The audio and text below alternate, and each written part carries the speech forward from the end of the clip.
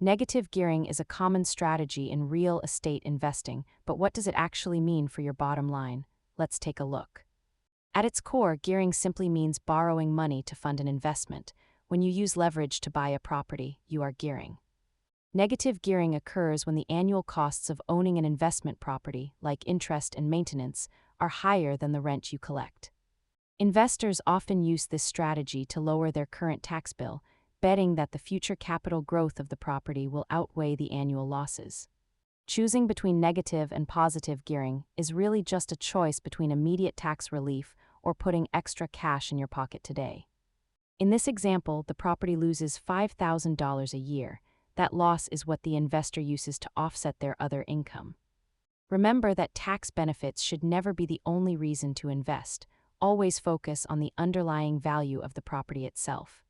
Tax laws are complex and vary by region. Consult a professional before making decisions. Like and subscribe for more money basics.